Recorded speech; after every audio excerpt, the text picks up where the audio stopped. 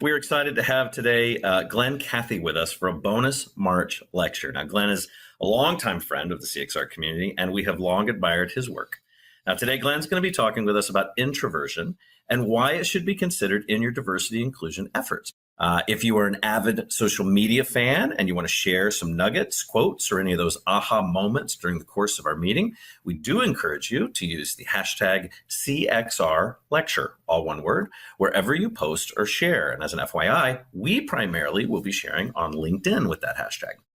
Of course, Barb will be posting a short feedback survey, that link in the chat, and we'd appreciate you taking a minute to complete that because the quick survey and feedback from our member leaders is 100% how we determine future topics and, of course, future or return speakers to the series. And then just 2 reminders left. All of our guest speakers are available to speak at your organizations as well. If that's of interest, just drop Barb a note. Don't forget that you can find past lectures that are recorded in the full CXR library and our lecture media page at cxr.work/lecture. You'll easily find our previously recorded sessions and see what topics and sessions are ahead. With that, I'm now happy to hand over the microphone to our good friend, Glen. Take it away, sir. All right. Thank you very much, Chris. And thank you very much for giving me this opportunity to talk about this topic, which is something that is near and dear to my heart.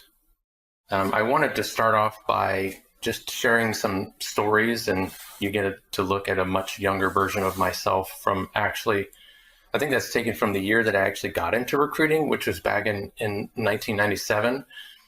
But I want to take you even before that. One of the first jobs that I got outside of college was at a biomedical company in Walkersville, Maryland, if anybody knows where that is. But I bring this up because I used to really enjoy working with my lab mates who worked in a lab environment. But when it came to lunchtime, there was this one main lunchroom that most people would go in to eat lunch. But I would bring a book and I'd get my lunch out of the refrigerator and I would go into my car and I would always eat lunch in my car for the entire lunch break and read. And part of the reason for that is, it's not that I was antisocial, but I really don't like small talk. And I wasn't really thinking about the psychology of it. I just knew what I felt comfortable doing, what I felt uncomfortable doing. So I decided to, again, eat lunch like every day for a couple of years in my car. And this is in Maryland where, it would sometimes be snowing outside, it'd be really cold. And there I'd be like sitting there in my car, reading my book. And I often wondered if people thought it was weird. No one ever said anything to me, but it's just something I felt more comfortable doing, kind of recharging in the middle of the day rather than having something that to me at the time was a more stressful experience or would be, is going to that lunchroom and having to talk to a bunch of people that I don't know and I'm not really interested in small talk and needed time to recharge. Eventually, my career took me into recruiting and I actually did really well. After the first 3 months, I almost decided to quit because I didn't know what I got myself into. It was a small recruiting agency in Northern Virginia. But after a while, it really clicked. I figured some things out and I got to be the top performer in that company. And I remember there was one day where I was in front of the whiteboard, if you've worked in those types of environments, and it has everybody's performance numbers up there. And the owner of the company kind of called me out and he was saying, I never thought that you actually were going to be any good. I thought you were going to fail. And here I thought I was going to be recognized for my performance, which was actually number one in the company in a short period of time. And I was like, why do you say that? And he's like, because you're too quiet. And, at the time, it was actually a little embarrassing. When people say you're too quiet, it never comes across as a compliment, by the way. It's better generally if you're more talkable, you're more extroverted, you're more social, and that really wasn't who I was. But I got really good at recruiting, and I didn't actually have to be really kind of extroverted when I was talking to people on the phone, but it kind of called me out. And it's something that still kind of stings today that happened. Instead of recognizing me for something positive, it felt like it was something negative. The person just thought that I was going to fail. A couple other stories to tie into this theme is that there was one time we had an individual that was referred in from an employee for somebody who could have been a recruiter. They were going to change jobs and get into recruiting. And I interviewed this individual, just shared first name only. His name is Eric. Formerly in IT, and I thought Eric was going to be literally one of the best newest additions that we could have hired into the company. And when we were debriefing with some of the people in the company, including the owner, that individual was like, I'm not sure. And that person said, too quiet. And I was like, that really doesn't have anything to do with how well they're going to do on the job. And I basically had to rush to defend him. And then, they said, okay, we'll trust your judgment. And he's actually still with the company today. And it was a long time ago. And he's risen through the ranks, done really good in terms of performance. But it's ironic that I look back and I could see that this individual may have missed out on a career that has changed his life just because somebody thought they were too quiet and they had some assumptions about how he was and how that would translate into job performance. And a couple other stories I want to share to kind of set the stage in my journey in the world of work as an introvert is, I've been in meetings with executives where we're around a table and we're talking about people in terms of high potentials and who might be ready to move to the next level in terms of leadership. And there was an individual in the room that actually made a comment that, hey, that person they weren't talking about me, they were talking about someone else. Hey, that person, is an introvert. They're not management material. And then one last story is that I can't tell you over the course of my career how many times I've had managers say, hey, I need you to speak up during meetings. You're quiet. You really have really good ideas, but, I want to make sure that you are really participating in the meetings and you need to speak up more. And it was the first time that I actually kind of advocated for myself. And it took me a while to get to this point where I said, I'm actually an introvert, and the way I process information is a little bit different. And there's times where some of my best ideas come later after the conversation has moved on to different topics. And sometimes it's awkward. And sometimes there are people that dominate the conversations, and I don't really like interrupting people to have to get my ideas out. And sometimes my best ideas come after the meeting. And the person's first response, my manager, was, don't use that term. And I said, well, what term? He's like, introvert. He said, I don't like that term. I was like, okay. So that was a little bit of a rough experience. And I just wanted to share that, I would say I've been through some experiences and more. Those are just a few of the stories that I wanted to share with you about how my introversion has impacted my experience in the world of work, and how I even got to the point where I'm talking to you today about this topic. And I have to give credit to Pat Waters, who was talking at a LinkedIn Talent Connect event many years ago. And she told a really interesting story about belonging, because, if you look at me, most people would say, you're not a diverse individual, right? I'm not an underrepresented individual. So I understand diversity, equity, inclusion, and belonging.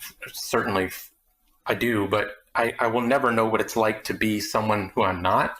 And as I was sitting in the audience for this presentation, she shared a story where when she was younger, she tried out for a Little League baseball team. And apparently she did very well. And so she was selected to a team. Now, she was the only girl that was there. And right at the end of the tryouts, when, she should be really pumped up and excited about her achievements, some of the other coaches got together and some of the parents said, hey, should she even be allowed to play Little League baseball? And so they got the rule books out and they found out that no, there's no rules that state that a girl can't play Little League baseball. And so she was assigned to a team. But she shared in that moment, she said, you could imagine that, I represented diversity. There was a girl on a team. And she was technically included, but she did not feel like she belonged, not through that first part of the process or even her beginning experiences with the team. She definitely didn't feel like she belonged as a part of the team. And that's what really resonated with me, is saying, the thing that I can really relate to is throughout my career, I've had many, many stories beyond what I just shared with you about not feeling like I belonged. At work or with the people or the team that I'm in, just being who I am. And I was trying during this session with Pat Waters, like, where does that come from? I was like, I think it comes from my introversion, which isn't something that I really spent a lot of time throughout my career thinking about, which is ironic because my college degree actually is in psychology. So a little bit of irony there. But I wanted to share, that's actually what inspired me to write an article about this and then start talking about this. So I've been speaking about this at conferences and to companies now for just a couple of years. And so I've mentioned the word introversion a few times. Some of you are probably somewhat familiar, but it's always good to give people kind of a frame of reference to make sure that we're all on the same page and we align. But I also want to preface the rest of this presentation by saying I've done years worth of research into this, and there's a lot of links in this presentation deck, and I will make sure that anybody that's interested can have a copy and you can explore all of the research I used to put this together. But when I first started looking into, well, how do I define introversion for other individuals? One of the first things I learned that it's one of the big 5 personality traits, or it's actually not, because introversion isn't a personality trait. The classic big 5 is actually extroversion. Introversion is simply, I guess, the absence of extroversion, but kind of didn't feel really good that it had its own label. Now, we talk about it today, but the reality is when it comes to the big 5, there's just extroversion. And low extroversion would be, by default, introversion. But somebody who's an extrovert, people probably understand that more. It's somebody who's energetic, outgoing, assertive, talkative. They get energy from being around other individuals. They seek the stimulation in the company of others. Whereas somebody who has low extroversion, or someone who is an introvert, is somebody who's going to be a little bit more reserved, somebody that has a reflective personality, somebody that can get exhausted in social situations. They can find them draining, and they might need to kind of get energized or recharged by spending some time, alone. 2 really key things that I want to share when it comes to extroversion, introversion, is that it is a very strongly hereditary or genetic inherent trait. It's not something that people flip-flop through their life and change from one to the other. Predominantly, you're born one or the other, or you can be in the middle. That would be an ambivert. And mathematically, there's some people that say it's a lower percentage. Some people say it's a higher percentage. I tend to split all of the data that I've seen out there. And I would say about 1 in 3 people, at least in Western cultures, would be considered to be, further down the introversion spectrum.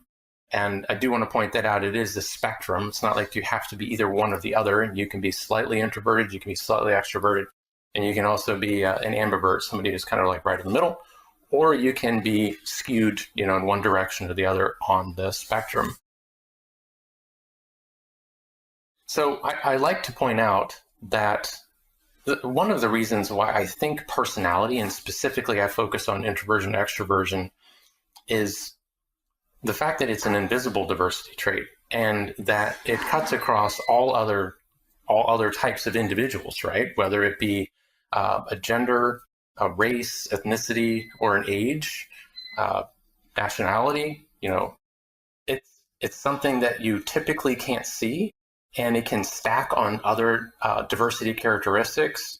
And some studies have shown that people that have an intersectionality of more than 1, so 2 or 3 or 4 of these characteristics, can actually have a much more challenging experience in the workplace, because it's not just your gender, your race, your ethnicity, your age, but it's also who you are. And most people would say, well, your personality is certainly a huge component of who you are as a person.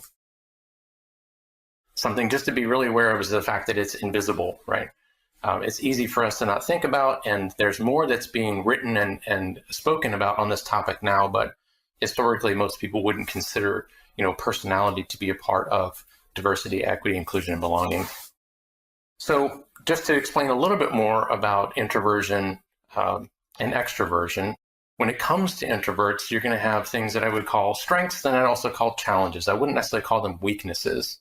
Just focusing on the strength challenge, some things that generally introverts tend to bring to the table include pretty good skills with empathy, powers of observation, listening, focus, creativity, critical or big picture thinking, and writing is one of them. Something I'll talk about a little bit later, but when I end up sometimes writing really long emails to people at work because I think very well when I'm writing, and I actually can do a better job of communicating my thoughts in writing sometimes than being put on the spot and talking. Now that can be a strength, and sometimes it can be a disadvantage when you have people that are saying, hey, don't write me long emails, just give me a call. On the challenges column, I'd have to say first and foremost, the kryptonite for most introverts happens to be small talk. I've tried for a long time to get better at small talk. It's something that I kind of challenged myself that I wanted to get better at because I saw how important it was in the work environment. Small talk is kind of like social lubricant. And I'll just tell you that I haven't actually gotten any better at it over the years, and it's still something I don't like. I'd love to dive into a deep conversation with somebody. I just don't want to be at that shallow small talk level. Schmoozing, navigating corporate environments, again, something that can be a challenge for introverts. They just don't feel like they want to add into that. Speaking up and advocating for themselves can often be challenging. Sometimes people believe that they're antisocial or that they think a little slower and they're not very good when you put them on the spot.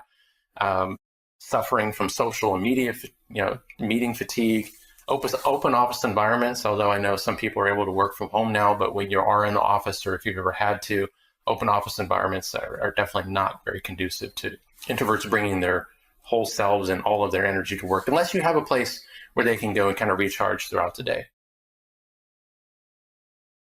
So next I wanted to talk a little bit about what it's like to be an introvert for those who are not introverts. And I guess at this time, I will go ahead and see if we can invoke like a poll or a survey, because I would be curious to know, out of the people that are attending this session right now, how many of you would identify as an introvert versus how many of you identify as an ambivert, so you're kind of right in the middle, and how many of you would identify as an extrovert? If you could weigh in there, I would greatly appreciate it, because I'm curious to know who I'm talking to, and we'll get to see if we drew a representative sample or if we're skewed in any particular direction.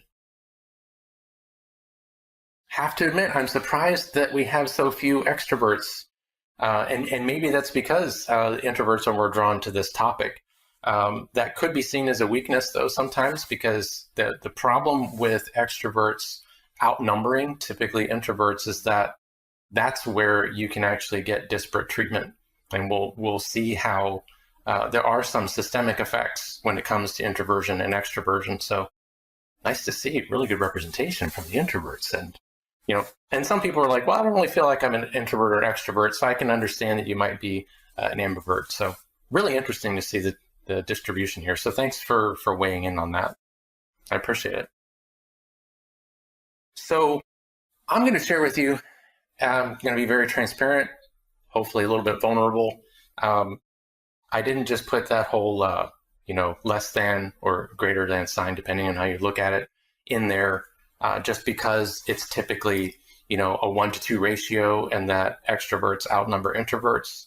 There are many times throughout my career, mostly in the working environment, by the way, where I have felt less than, that I have not felt good enough. I've wondered what's wrong with me. Why can't I be more social? Why can't I be like the other individuals who seem to navigate the corporate environment so much more smoothly and effortlessly, and they seem to get promoted, there seem to be favoritism, those types of things. And it's been a little bit of a chip on my shoulder, I'll have to admit. I also want to share that, I did this a while ago when I first put some of my initial research together, as I always like to look at, when you type things in Google, like what do other people ask? And you'll notice I pointed out a couple here, which is actually, it's actually disturbing when you think about the fact that there are people that are asking the internet, is it okay to be who I am? If you're an introvert, you're the one asking that question. Or how do I stop being an introvert? Or people that are interested in reading books that will help them stop being introverted or be less introverted. But when you really zoom out, and I almost hate to laugh, it's just because it's a nervous laugh. You don't really want anybody saying, I don't want to be who I am, or I want to be someone other than who I am, because that means that there is some kind of a fundamental issue with that individual feeling comfortable with who they are. And I do think that when it comes to the world of work, companies should be taking this in consideration, that people shouldn't have to feel like they have to try to be someone else at work other than who they are.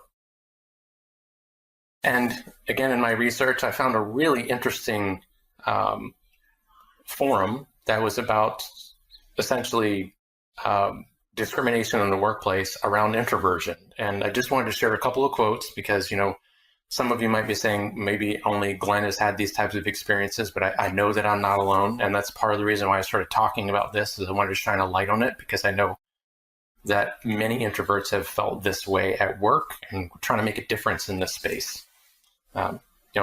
You really don't like to see when someone says, my manager said my personality was wrong, or, I'll never be a good manager because I'm introverted, and I'll never be promoted until I become more assertive.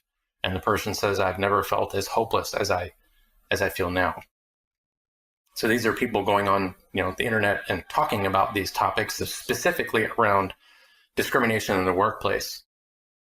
And I wanted to share this slide because this is actually a visualization of a personality assessment that I took myself.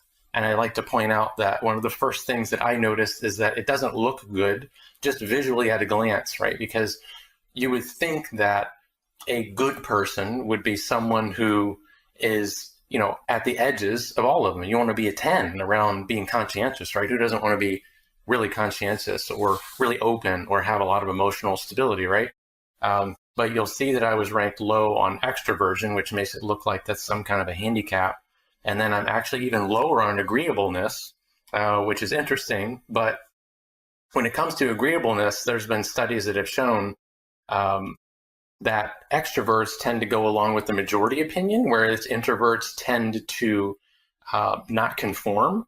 And so it actually I only found this research probably 2 weeks ago, which makes me feel a little better about myself, because I was wondering why am I not seen as agreeable? But it really is more about saying I ask questions, right? And I don't just take what's given to me. I question things. And when you question things, most people would say, well, that's good. That's kind of a part of critical thinking and having an open mind. But when you take a personality assessment and you rank low on these things, automatically it kind of makes you look like there's something wrong with you, or you're less complete. That's not a positive thing. So I'm going to move on to the next part here, where sadly I was able to find a Deloitte study that showed that the majority of people feel like when they go to work that they have to cover. In other words, they have to downplay their differences. Now, this is in general. It's not specific to introversion. But I just want to set the stage that any company that's really interested in diversity, equity, inclusion, and belonging wants to make sure that when people come to work, that they feel psychologically safe to be who they are, and that they don't feel pressure to try to act like someone that they're not. But you can see from these statistics that it seems like many people, at least half, and sometimes close to 2/3 of people, are not feeling comfortable or safe to be who they actually are at work, which means that they really don't feel like they belong. And those are individuals that don't have a positive work experience. And these are also individuals that you may not be able to retain if your environment isn't supportive of them. People feel like when they have to act like someone else, it undermines their sense of self. It impacts their views of opportunities within the company, and it diminishes their sense of commitment. Now, going back a few moments ago, when people were asking the internet, how to become less introverted, there's lots of books on the topic. They're not titled necessarily like that, but they essentially are saying that, like How to Win Friends and Influence People, which I'm not saying is a bad book, but it would really make some people have to be people that they're not to be able to achieve some of those things. However, research has shown that when introverts try to act extroverted, and some people are good at it, they can cover very well, those individuals report elevated fatigue, feelings of inauthenticity, and negative emotions. So I think we actually shouldn't be surprised by that, because I don't think many people are going to feel good about having to fake being someone that they're not. So I alluded to this a little bit earlier, right? There apparently is some kind of disparate impact on introverts in the workplace. And a few of the things I want to share to prove that to you is one study that I found was looking at leadership. And if you were to go under the assumption that introverts are half the population, or even if you go with my estimate, which is about 33% of the population, you can see by this chart that they are significantly underrepresented as you go into higher levels of leadership. And you have to wonder, how does that happen? Does that make sense? Does that mean that introverts are somehow not, as per the experience I shared with you in the beginning, does that mean introverts are just poor leaders and they shouldn't be, and extroverts are awesome leaders? And so I want to go ahead and poll the audience again and see if I can ask you what you think about this topic. Do you think that extroverts make better leaders? And then conversely, that introverts are like intrinsically not as capable from a leadership perspective? Curious to know what your thoughts are, especially now that I've shared some data that shows that when it comes to leadership, it seems that extroverts are overrepresented and that introverts are underrepresented, and that the higher you go, the more significantly underrepresented introverts are. So curious to know your thoughts, if you could weigh in. And while we're waiting to collect some results, I always like to point out that there are some very, very classic introverts that we see in very senior leadership positions, right? Some of the most obvious ones that we could go for would be like Bill Gates, right? Who else we got? Mark Zuckerberg, right? What's fascinating about some of these individuals is that the trend is that they're entrepreneurs. Right? It wasn't like they came in as a junior software engineer, right, and they had to work their way up to the CEO of a company. Right? These are people that founded their own companies, and it shows that obviously introversion didn't hold them back from being enormously successful. I appreciate the input, and I actually would agree with some of these that say introverts could be better leaders from an empathy and a listening, more thoughtful perspective. I do agree also with the comment that leadership, or at least what many people would consider to be leadership, it seems to be or come across as easier for extroverts. I will also share before we move on that some research, Adam Grant, you may be familiar with him.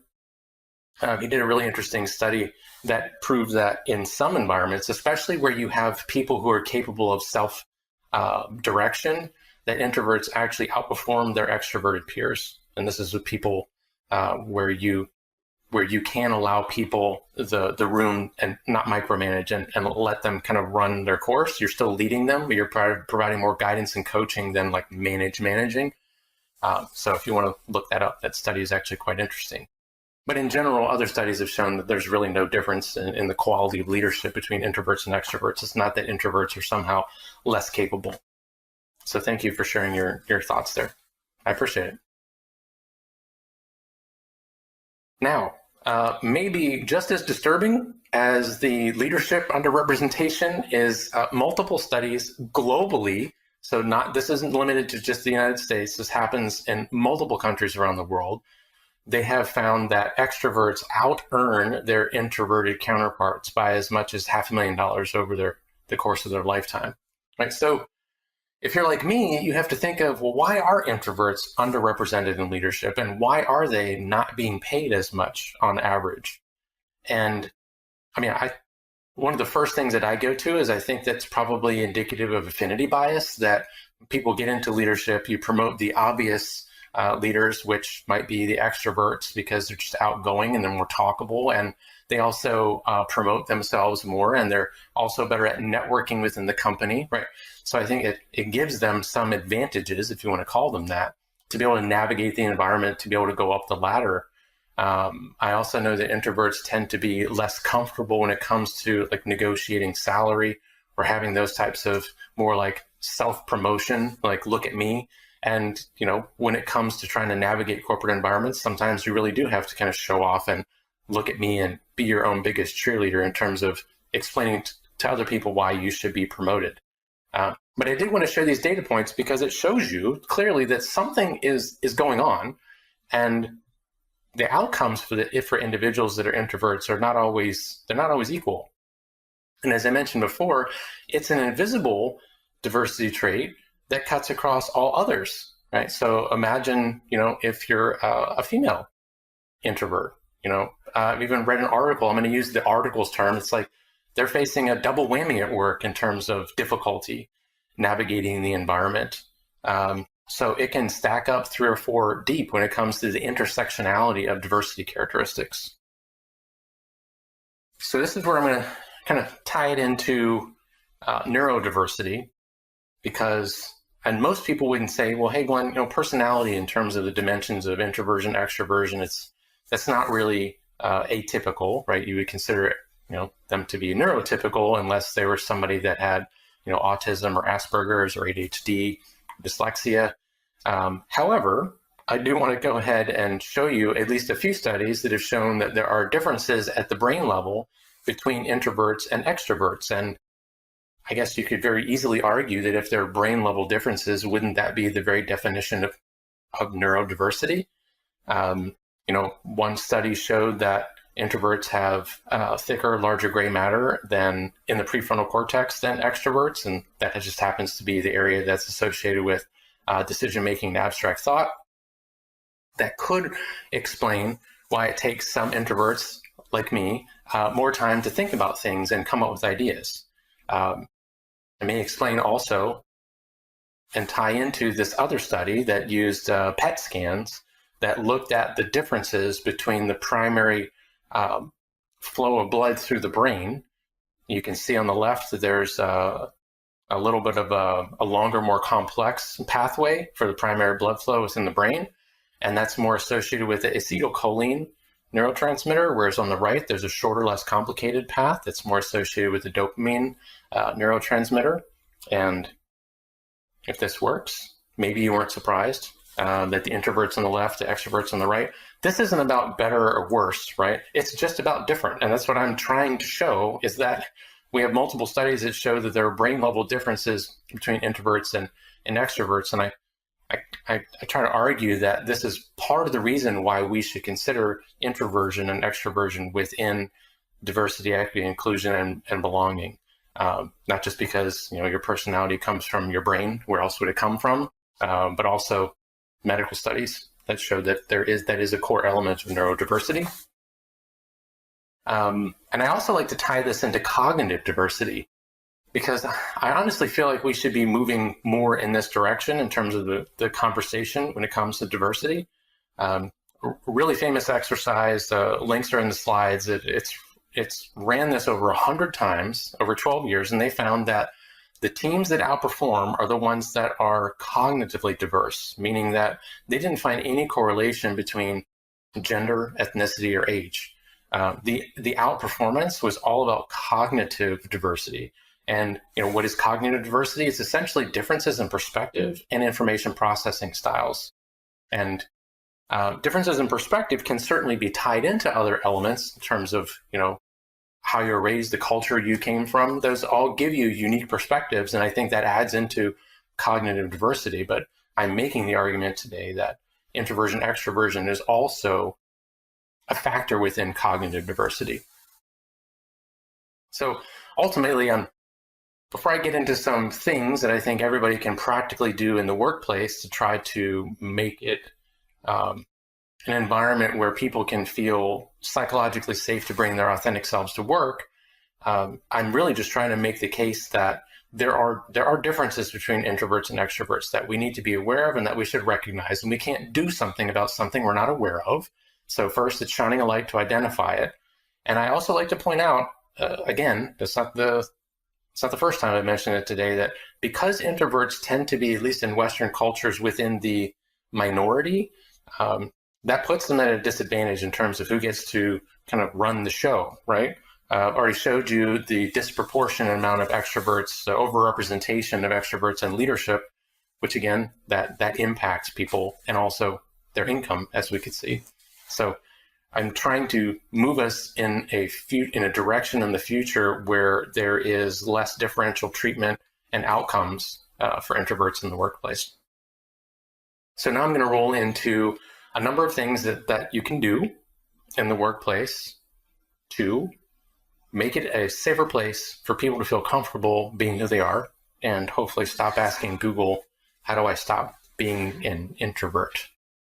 So the first one is very personal for me. Kind of goes back to one of the stories that I shared in the beginning, is if you have a coworker who tends to be quiet, now this can be in person, this can be over video calls, please don't call people out for being quiet, especially in a group setting, because I can tell you that 99.99% of the time, there's nothing actually wrong.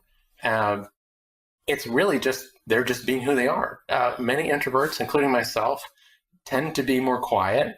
I tend to listen and think.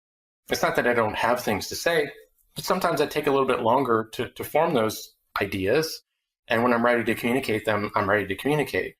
But what I found is I've worked with many awesome extroverts. I love extroverts. And to be honest, if I could take a pill today and just become less introverted, I actually probably would. Now that's kind of sad on one hand, because it's like, Glenn, you're not accepting yourself. And I'm actually just telling you that vulnerably. You're right. But I also just recognize the fact that life would be easier and a little bit less stressful for me if I was more extroverted. So I'm just being honest. But, you know, when people say, hey, what's wrong? Hey, you're being quiet, especially in a group setting, it's really awkward. It calls them out. There's really no equivalent. Most people aren't saying, hey, you're really talkative today.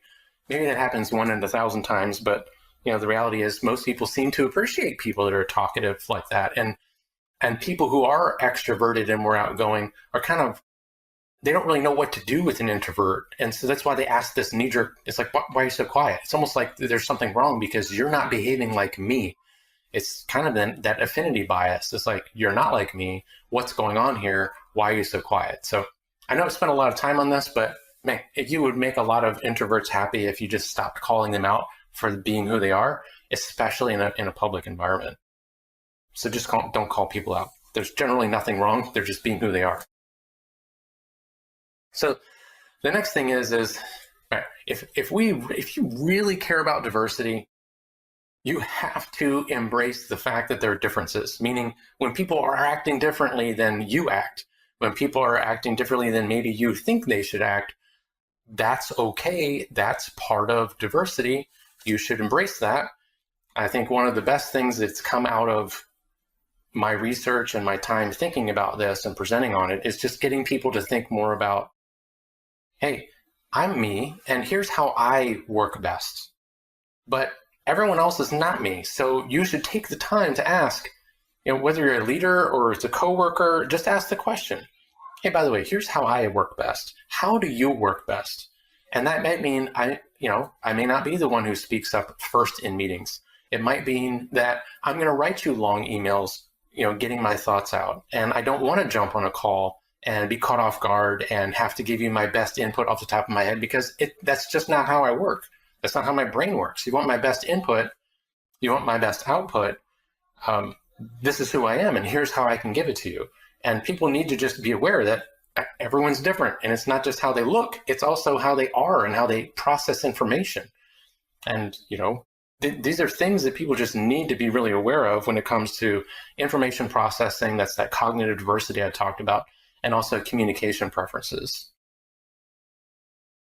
So again, you really can't change things unless you're aware of them in the first place. When it comes to meetings can often be hell for introverts for a number of reasons, because they tend to be dominated by extroverts. Extroverts, I've found in my 20 plus year career, that it seems like people are really comfortable interrupting and starting what they want to say before somebody else even finishes. And I tend to be the type of person, I don't know if it's how I was raised or just, I don't feel comfortable interrupting people. But when you're in a meeting and everybody interrupts each other, a lot of times I'll just shut down and be like, this is not an environment that's conducive to me sharing my ideas. Obviously, whoever's running the show here gets to say whoever talks the most has the best ideas. And the reality is there's no correlation between who talks the most and has the best ideas. That's ridiculous, right? But it seems like that could be the default behavior in many meeting cultures. So a few quick things that everybody can do when it comes to driving better meetings is have a facilitator, make sure everybody gets a chance to speak. Don't let somebody or a few people dominate the conversation. When you call on people who tend to be more quiet, whether you suspect they're introverts or not, call on them towards the end. Before you move on from one section of a meeting to the next, just say, hey, does anybody else have, hey, Glenn, you haven't shared anything. You don't have to have anything to share, right? Because the pressure is there. Maybe I haven't fully formed my thoughts yet. Make it a safe environment for me to be who I am, and for me to feel comfortable saying, I'm actually still thinking about it. Let me get back to you. That's a valid input. Now, I know from working with extroverts and extroverted leaders who are always telling me I need to participate more in meetings, you just have to understand not everybody thinks and talks at the same time. And extroverts tend to, I'm not trying to over stereotype or overgeneralize, but extroverts tend to think as they're talking, whereas introverts tend to think before they talk. That means there's going to be a period of silence. And sometimes some studies have shown that there are certain types of introverts that actually do have a slower thinking style, information processing. So if you expect someone to perform perfectly off the top of their head with something you just threw at them, 9 times out of 10, they're probably not going to be able to participate well. Sending out pre-reads. So this is another poll I want to ask, right? If you haven't already done this, and I applaud you if your company does, a really good best practice around meetings has to do with sending out pre-reads and then also eliciting feedback after the meeting. So I want to go ahead and poll the group here and see, do you think that you would benefit from sending out pre-reads before meetings so everybody has a chance to digest the content and come to the meeting prepared to talk about it rather than just showing up and then being able to perform off the top of their head? And then also sending out some kind of communication after meetings and soliciting feedback so that if someone like me, and I guess I'm kind of stacking the deck here, I'm getting a bunch of yeses, and I really like the absolutely and the exclamation marks, but it is awkward sometimes to be the guy or the girl who has a brilliant idea 30 minutes after the meeting. It's like, maybe I have the internal fortitude to send my manager or the group my thoughts, but it also feels kind of like maybe I failed in the meeting environment because I didn't show up. Because I'm telling you, I've had so many managers say, I need you to show up in meetings more. But it's not so much about meeting performance. I think it's the ideas, right? That's the whole point of a meeting, is for people to share their ideas. And if some portion of people's best ideas, and it can be extroverts as well, come afterwards, if you don't have a mechanism to capture that, you're really not tapping into the full power of your workforce. I do see the concern that someone said some people won't take time to pre-read. I'll be honest with you, I've faced that, especially with senior level people. It's kind of annoying though, because you're like, that's the whole point. If we want to maximize our meeting time, take 10 minutes to read it and know it so that you're not trying to think of your best idea off the top of your head without any time to process. And I also agree that maybe it's not always realistic to expect, but I am trying to throw this out there to say maybe you can help kind of push your meeting culture in this direction and at least experiment with it and see what the results are. So thanks again for weighing in. All right, so we talked about meetings.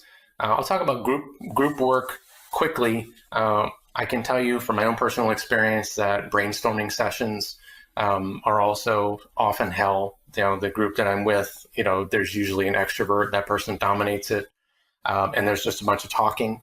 I know this is a more popular thing now than even when I started talking about this a few years ago, but brain writing is a really interesting way of going about this. So if a topic is brought up and you're going to brainstorm, you actually spend at least 5 minutes being quiet. Everybody has a chance to write down their ideas. No one talks, so there isn't any noise, and people can take time to process and then get their ideas out and write them down and contribute to the group. So super simple deviation from the brainstorming. Everyone gets together and starts talking, because that's going to be to the benefit of the extroverts and to the detriment of the introverts.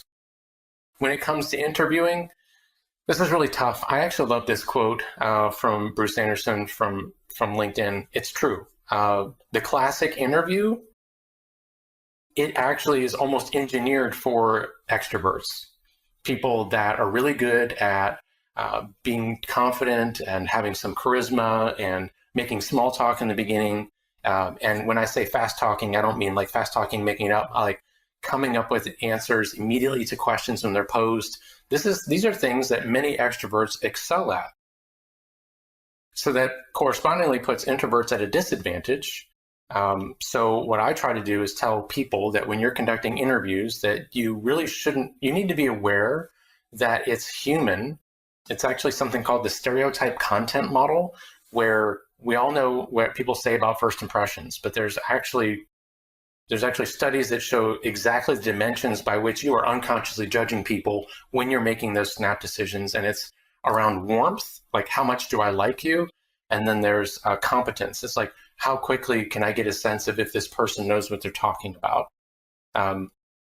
my personal hypothesis is that introverts come across as very cold to extroverts, and that's a turnoff. So I feel like introverts can often be at a disadvantage in an interview scenario, especially with an extroverted interviewer, because of the way we often present. And when I say we, I'm included, right? Because I'm aware of it.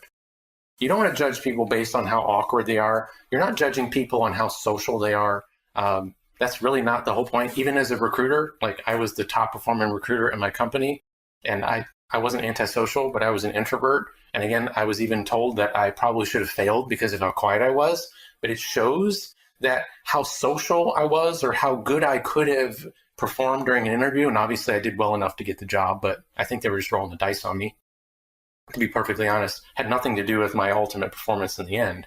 But you're not hiring for small talk skills, so just make sure that you're trying to take the unconscious and make it conscious. Be aware that introverts often will break eye contact, and standard interview prep is got to make good eye contact. It's going to be something that might be considered to be a weakness. It's not really a weakness. It's just a trait of introverts that when they're thinking and trying to come up with answers, they're often looking away, and you don't want to judge those people as being less engaged. And I think you should definitely be including this type of interview prep training for hiring managers to make sure that they can be aware of unconscious biases, including affinity bias. Giving people more time to not making it awkward if they need a few moments to think of a response, or sending out questions ahead of time during the interview is a really good best practice. So I do have I'm going to go ahead and ask a poll here. I don't know if you've seen the slide yet, but I'm going to ask you now if you think that it's absolutely critical whether or not people have a chance to see someone either on video or in person in an interview. Do you think it's critical? This is a tricky question because there's the emotional component, I think, and there's I guess you would say the gut and the intuition component, and then there's maybe if I step back and I really think about this logically and critically, yeah, I can see we've got three people that are like, well, it depends on the role. I would say, and some people are like, hey, I want to make sure that I'm actually interviewing the right person for identification purposes. That legit happens. Yeah, I've been there. I think it's good. I see some people saying I don't anymore. I just wanted to get a sense, right? Because we can go back to the other slide with Malcolm Gladwell. There's a link to this video. I stumbled into this. I don't even know, it wasn't even during my research into this in particularly, where he was telling a story about when he was interviewing someone to work for him, and he started to just realize this is his quote, anything that I gather from any kind of face-to-face portion is irrelevant to the job. And he was saying it immediately opens me up to bias. Like, do I really need to see what this person looks like? Yes, I can understand we need to identify the fact that we're interviewing somebody that we're hiring and not some professional interviewer. Bait and switch would be bad, right? But I just want to get people to start thinking about, why is it so important to be able to see somebody? And this goes beyond introversion and extroversion, right? Because there are other people that if you just start thinking about it, we're probably discriminating unconsciously against people just because we've seen them. And, we've had video interviews, it's the same situation. And I just liked Malcolm's framing of it. It's like anything I gather from seeing them has nothing to do with their ability to do the job, 9 times out of 10 at least. So just starting to wrap up. Level the playing field. I would highly recommend that you send out some or all the questions in advance. I know some people are like, why do that? It's like cheating. It's not like cheating. We can talk about it during the Q&A. There's at least one company I'm aware of that does a really good job of prepping people for interviews ahead of time so they know exactly what they're walking into. Because why wouldn't you want to give people the best chance to perform during the interview if you admit that you're not trying to interview for interviewing skills? Because hopefully that's not the point of an interview, is to determine how well they interview. It's actually how well do I think that they can do the job, and allow people time to answer questions. So I love this quote from Soichiro Honda. It kind of ties back into what I said before. So this, I guess, is more for the extroverts out there that might be unconsciously turned off by introverts. If you hire people only that you understand, you're never going to get people better than you are. or people that are different than you are. And just remember that sometimes you find outstanding people from people that you don't like.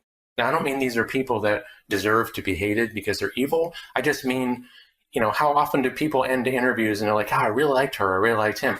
You're not supposed to say that, but we're humans, right? It's almost impossible to flip that switch internally. That's why unconscious bias exists, because it's unconscious. It just happens and you literally can't stop it. So I'm just trying to make this become more conscious and say, well, you know what? I'm going to throw out the fact that maybe that person was kind of awkward, but I think they could be a great person to fit to the team, right?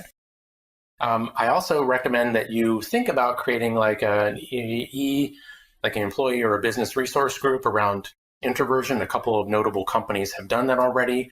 8451 has created Itopia. There's some things on the internet about that. And Amazon has created iConnect, which has thousands of people globally. And I've spoken to them 3 times about this topic. It's something they find particularly valuable. When it comes to your reviews, you should be thinking about flipping the script. And I'm using this with permission from 8451. This is just one example of that they've identified that when people are going through employee reviews, hiring managers would often say things that were kind of discriminatory towards introverts. And it was helping train the managers to say, this is what you're thinking, but this is how it comes across. And here's what you're probably trying to do. So here's a better way to address it. So if anyone's interested, you can reach out to me afterwards. And I have some extra examples here that you might find interesting. And if you do have people that work in the office and you don't have remote work as an option, I just wanted to share something I stumbled across on LinkedIn not that long ago of this lady who said, this is what I have to do in my open office environment, is sit under my desk to tell people I'm not ready to be engaged. I need some time to kind of recharge and just collect my thoughts on my own. And I identified, I've never sat under my own desk, but I thought it was actually kind of brilliant for her way to basically say, don't engage me. I need some alone time to get my work done. And anyone who was, I'd say, fortunate enough to go to LinkedIn Talent Connect last year, hopefully you saw her presentation. If you didn't, there's a link here for you to see it. I enjoy her phrase. I feel bad on one hand saying it, that if you can't be who you are, where you are, change where you are, not who you are. But it is a good thing to say. The reality is you want environments to make you feel more comfortable so you can be who you are, where you are, so that you're not in a situation where you feel like you have to leave to go somewhere else where you'd be more accepted. So I will leave time. I know I went a little bit long. I'm going to leave time for some Q&A. I have a couple of slides that really just talk about the summarization of the key points. We get you the deck. You can review those on your own. And then at the end, I also have additional resources for anybody that's curious to learn a little bit more about introversion in the workplace. Excellent video from BBC and a number of books and some TED Talks that I recommend you take a look at for continued learning in the space. So, thank you so much, Glenn, for this insight into introversion. Hello, everyone. I'm the moderator of the session today. I have been monitoring the chat. So many interesting comments and questions have been coming in the chat. If you have a question, please place it in the chat. And also don't forget that Barb will be placing the survey link also in the chat any minute now. In the meantime, Glenn, let me already start with a question from the chat. So is there a correlation between confidence and being introverted or extroverted?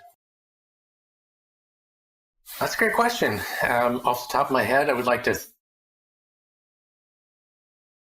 actually say no, but I'd like to do research into that. And the reason why I would say no is I can only go from my own personal experience, is that in areas where I'm an expert, I don't question myself. It's only in the areas that I am not an expert and I don't feel like I have that level of proficiency or capability where I do sometimes suffer from imposter syndrome, like many people do.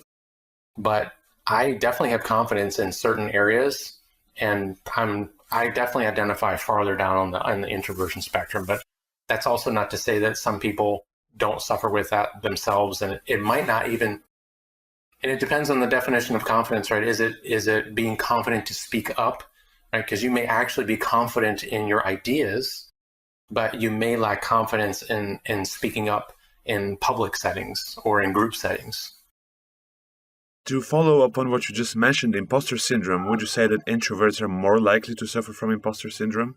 I would say disproportionately, because maybe, and I hate generalizations, but I'm going to generalize now. It could be very easy for me to assume that extroverts are more confident even when they shouldn't be confident, right? And then the corresponding flip side of that is introverts are less confident when they should be. But I don't feel fully comfortable making those generalizations.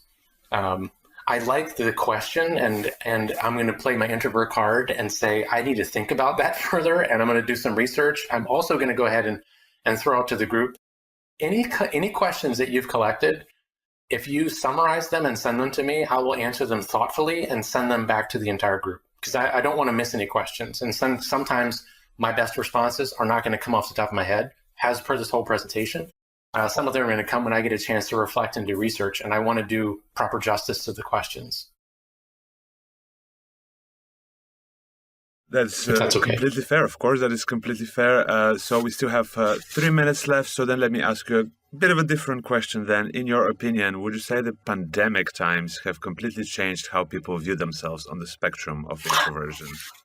This is an interesting one, because I've had another group that said that they felt that more people, as they've worked from home, became more introverted. And I don't think I haven't seen any studies on that yet. Doesn't mean they don't exist. What I can tell you is that it's flipped things on their head. So I do realize that there's many extroverts, especially when they were forced to work from home, if they didn't have the opportunity to go into the office. I'm very aware that they suffered from having to work from home and not getting the in-person social interaction. I do like to always point out that any extrovert that's felt that needs to understand that's how many introverts felt when they were forced to come into the office for their entire lives before the pandemic. So a lot of this comes down to empathy and respecting diversity, and just saying, well, you miss going in the office and you feel more energized when you do that, but you have to respect that there's other people that feel just as strongly against that. And a lot of it just becomes self-awareness and then empathy for other individuals. But I do think, I know that I've benefited, and I know many introverts that I've talked to and presented with and had conversations with said that they've benefited from being able to work from home, feeling more energized, getting more work done, being more productive. Although sometimes companies have overcompensated with like Zoom or any video meeting fatigue, right? Because people are looking for that social, instead of having an email and solving something over email, people want to jump on video calls, and that can be just as draining for an introvert, especially if it's multiple people having to be on. But I don't think it's increased introversion. I think it has decreased people's opportunities to embrace their extroversion, and if anything, it probably more profoundly impacted the extreme extroverts working from home, and then ambiverts might have actually started to shift a little bit down towards the introversion, just because they might have started to learn, actually, I don't really need as much social interaction as I thought I did before, and I actually do benefit from having downtime to recharge. And those are my initial thoughts. There are indeed many discussions happening in the chat right now, but unfortunately we are reaching the end of our session for today. So before we officially close off, Glen, any final words that you would like to leave everybody with today? Well, two things. One, definitely make sure I get those questions, because I promise you I'll answer them. And second, if you're an introvert, you're okay. And what I'm still trying to do at my stage of life too is just embrace the awkward. It doesn't feel comfortable to feel awkward, but you have to sometimes embrace that and realize that it's not the end of the world to feel uncomfortable and to be awkward. But at the same time, you shouldn't feel like you have to fundamentally change who you are to fit in with your team or your work environment. So if there's something you can do in your environment that will bring more awareness to this and make the lives of introverts of all, ages, genders, races, and ethnicities feel more comfortable and psychologically safe at work, I'm kind of hopefully sparking and empowering you as a group to try to make a difference. I think that is an excellent way to end our session today. I would like to thank everybody for being with us today, and also remind everybody that Barb will be sharing a survey link very soon. And at the end of our session, I would like to wish you all a very pleasant evening and a very pleasant weekend coming ahead. Stay true to yourself, and see you next time.